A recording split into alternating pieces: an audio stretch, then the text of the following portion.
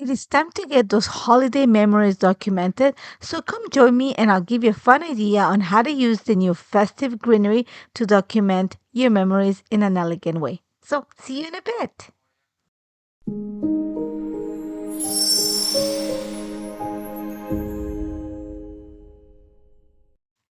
Hi there, and welcome to a new episode of Inspired by a Card with Natalie.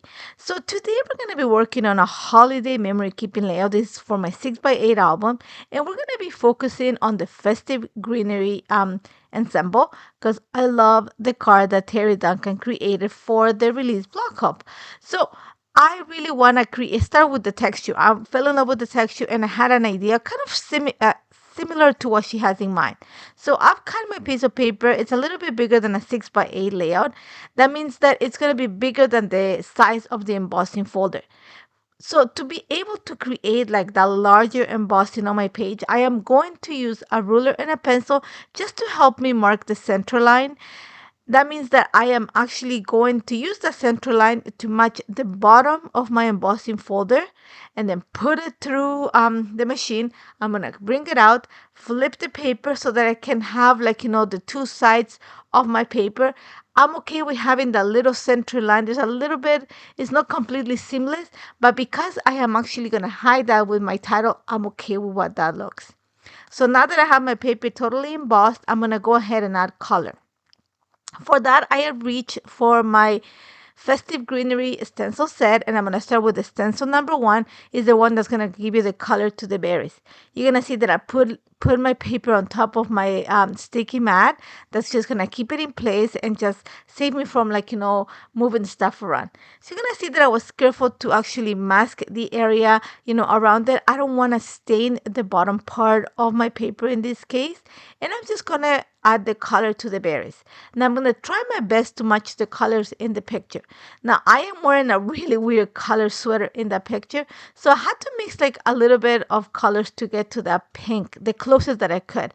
So I am using a little bit of rose quartz from my fresh dye inks and a combination of soft lilac and lavender feels to bring a little bit of the purple tone. Like I said, this shirt was a little bit of a tricky color to match, but I just went with my mini ink blending brush. I'm just going to add a little bit of the purple and then I'm going to follow it with the rose quartz on top of that.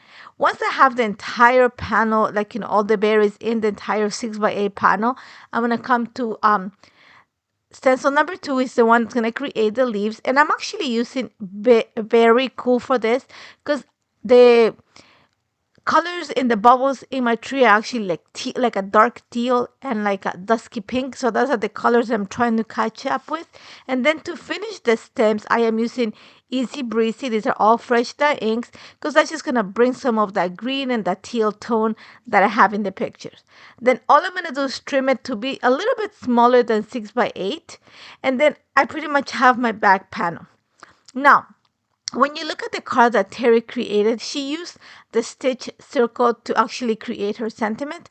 I'm going to go a little bit more into the fancy area. I'm going to use the scallop stitch circle die set to cut 2 circles, the 2 largest circles. One is going to be part of my picture and the other one is going to be part of the title. You're going to see that I pulled also a few more products. I am going to use the Joyful Greetings to create the title of my layout. So you're going to see that I'm actually going to use my stamp wheel to help me line up my title. And the title is going to read, Find the Joy in Every Day. So I'm just going to use Obsidian Pigment Ink for this. And I'm going to make sure that I do a double pass or double stamping because I want that title to be super crisp. The background or the panel that I create with the embossing folder, has a really soft tone, so I want the title to be the part that stands out. And that's what I went with, something like the stitch border, and I'm using black.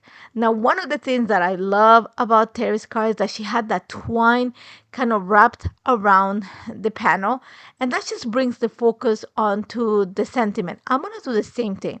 I am using a little bit of red tape because I found that it's the stickiest tape that I own. And that's going to help me keep the the twine in place. And I reached for gold and white twine. I just wanted a little bit of shine for this. It's just going to add a little bit of the holiday glitz that we all love. And I'm just wrapping the twine around my page. I added the little piece of tape to the center of the page. So I'm able to kind of crisscross the tape and give me that, kind of create an X that is going to mark the perfect spot for my title. Now I'm placing my little stitch circle with a little bit of foam adhesive, not a lot, just a little like super thin one, just to give it a little bit of dimension. And I'm just going to set that aside for now. I'm actually going to go ahead and attach it onto my page. I had like a previous layout that is just, I'm going to continue working on my album. I'm just like 4 or 5 days from finishing. This is 2021. I still have to work on 2022. So now for the other side of my spread, remember how I cut the smaller scallop stitch circle? I am actually, because it's a plain circle or die cut, I'm actually going to bring the look of the stencil onto it. I am not going to emboss it. Instead, I'm just going to use the Festive Greenery stencil just to add some of the same look as I have going on the large title panel. So once again, I am just going to use from the same colors that I used before, and I'm just going to match or bring the colors onto the little stitch circle. Now here, because I want to bring more of that shiny gold and sparkle that we have on the other side, I am using, this is the Encouraging Sentiments half oil plate and die set to create the sentiment, and that's the one that says just be you. Because if you look at the picture that I have, it's actually a reflection, a kind of reflection of me walking by the tree on one of the bubbles. So I took the picture and I thought, oh, that'd be great to add to my December album. And again, I'm going to repeat the same look that I have of the twine going around the paper, and then add the sentiment on top of that. Now, the only thing that I did here different is I'm going to kind of copy the same idea of framing the panel. This time, because I'm going on the opposite direction of my kind of embossed panel, I went with something with color that is going to make the little stitch circle that I added the stenciling just pop a little bit more. I'm going to add my picture on the top of on the top part of the second part of my layout. The sentiment's going to be in the middle, and then the lines of journal will be at the bottom.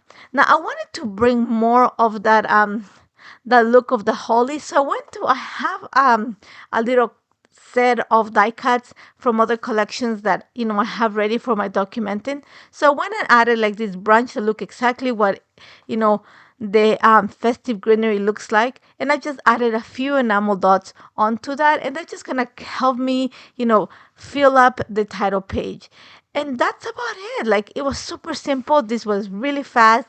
When it comes to December documenting, we have so little time and things are just happening that I thought this would be a great idea for you holiday crafting. And I hope it inspires you to create something.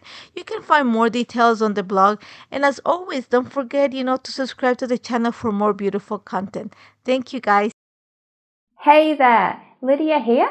I really do hope that you've just enjoyed the video. If so, please subscribe to the Alter-New YouTube channel. Also, turn on the notification bell so you can get your daily dose of crafty techniques and tutorials just like this. Thank you so much for watching. Bye-bye.